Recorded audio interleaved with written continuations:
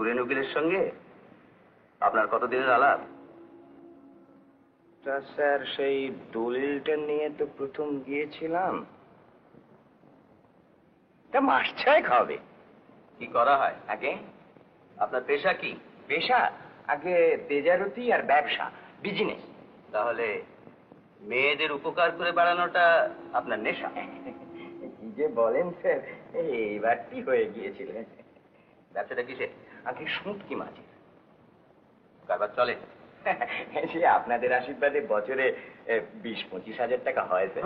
আগে এই বাজারে টাটকা মাছের দর 5-6 টাকা উঠলেই স্যার আমি মেকিং প্লেন্টি মানি, জানেন তো।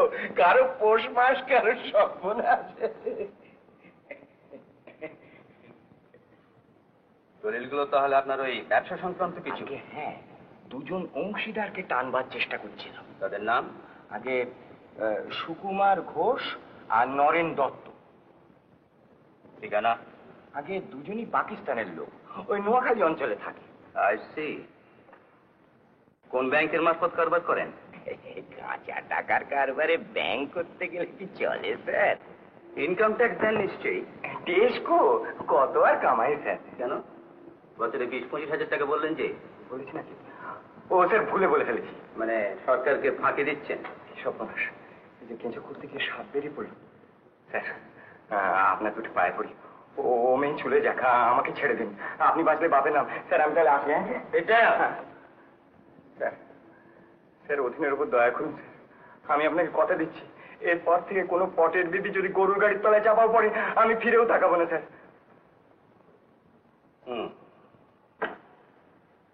আপনার ঠিকানা? দয়া যে না করলেই নয় স্যার। আপনার ঠিকানাটা বলুন। 27-11-16। কি? আগে 27-16-11। কোথায়? করিমুদ্দিন লেন, মেটে বুরুজ। অন্য কোথাও যাওয়ার আগে লোকাল থানায় বলে যাবেন। আগে হ্যাঁ, কিন্তু ও অধীনের কথা তো মনে রাখবেন। আপনি এবার আসতে পারেন। আগে আচ্ছা স্যার, নমস্কার।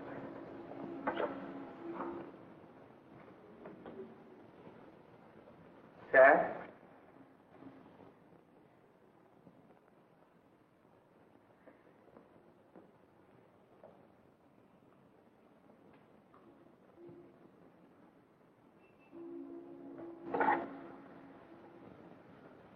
রবিন সোম। কি মনে হচ্ছে বলুন তো? আসলে লোকটা লম্পট, সাহায্যটা সব বাজে, তবে আমার হাত থেকেও সহজে রেহাই পাবে না। আর রবিন, এই সমুদ্রকে ফলো করে ওই অ্যাড্রেসটা ভেরিফাই করে নাও। হ্যাঁ, বলছে Karimuddin lane, মেটিয়া Buruj. Course watch রাখতে হবে বই কি? হ্যাঁ, রাইট। আচ্ছা, যেই এর পেছনে থাক, কি তার উদ্দেশ্য বলতে পারেন?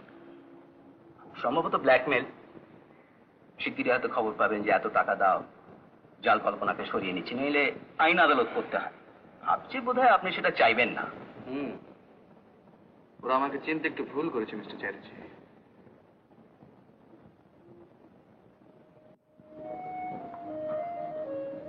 এমনকি ফলে সেই শাকরার দোকানে বালাজোড়া পর্যন্ত পাওয়া গেছে।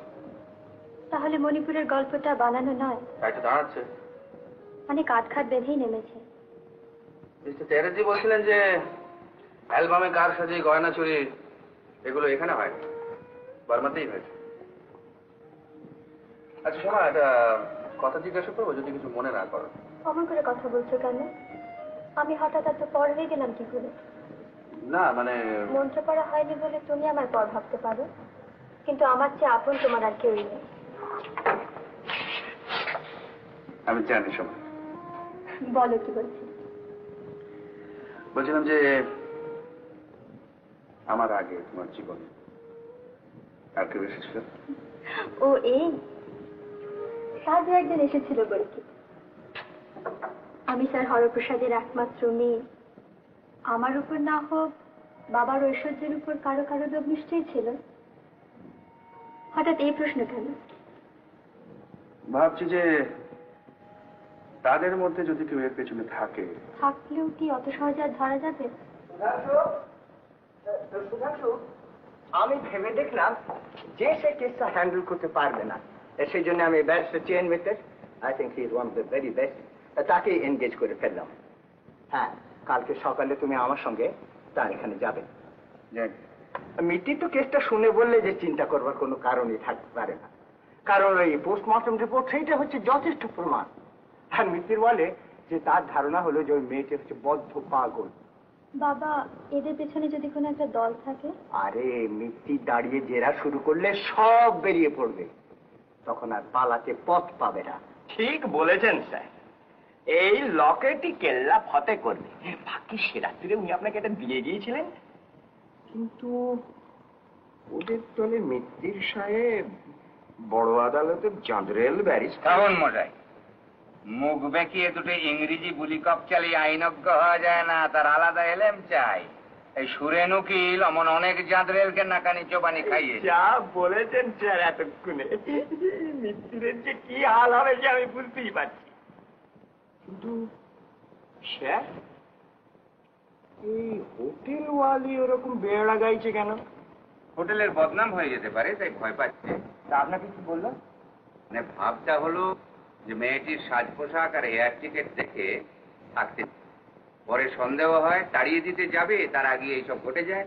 বললাম পুলিশের কাছেও একই কথা বলেছে। ও, মিথ্যে কথা বলে পুলিশের কাছে নিরীহ সাজছে, তা স্যার দোষ দেওয়া যায় না।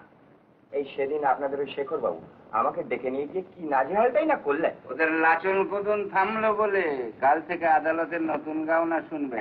তাতে শুনবেই স্যার, আপনি যখন রয়েছেন। আপনাকে ভারতীয় দণ্ডবিধি আইনে 379, 410, 411, 416, 419 এবং 500 ধারায় অভিযুক্ত করা হচ্ছে। আপনার কি বক্তব্য আছে বলুন। আমি নির্দোষ জন্মাবতার। আপনি বসতে পারেন। Please proceed mister Mitra.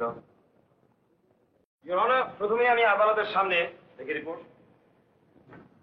Death certificate, সাগাই পুলিশের ইনকোয়েস্ট রিপোর্ট এবং পোস্টমর্টম রিপোর্ট দাখিল করছি। The last two documents, Your Honor, are certified copies from Sagai Court.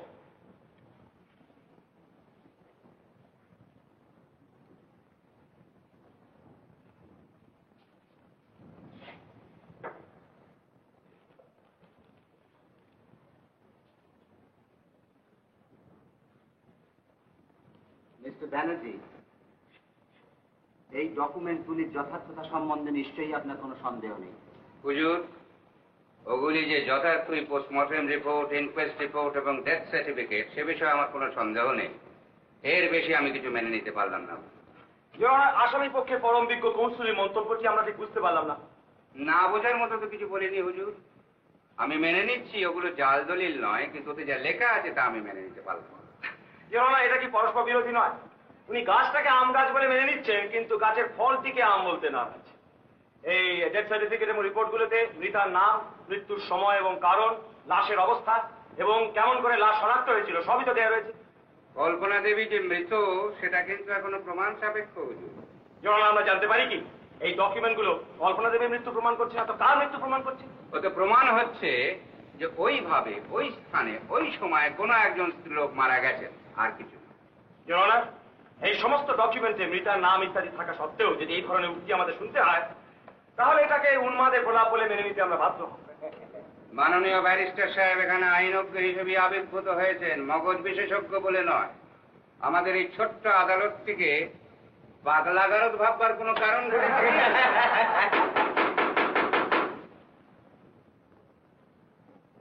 No personal reflections please. Your Honor, আসামি পক্ষের উকিল যখন প্রত্যেকটি সোজা কথার বাঁকা মানে ধরবেন বলেই ঠিক করেছে, তখন তার সন্দেহ দূর করবার জন্য আমি শ্রী সুধাংশু গুপ্তকে কাঠগড়ায় দাঁড়াতে অনুরোধ জানাচ্ছি। হুজুর, তাহলে সুধাংশু বাবু এতক্ষণ এইখানে বসে রয়েছেন কেন? Your Honor, ওর সাক্ষ্যের প্রয়োজন হবে বলে আমার জানা ছিল না। আমার আপত্তি আমি প্রত্যাহার করছি।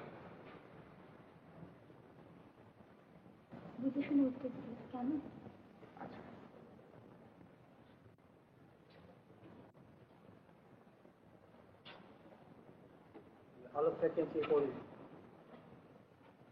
আমি প্রতিজ্ঞাপূর্বক বলিতেছি যে মোকদ্দমা যে সাক্ষ্য দিব তাহা সত্য হইবে, আমার সাক্ষ্যের কোনো অংশ মিথ্যা হইবে না, আমি কিছুই গোপন করিব না।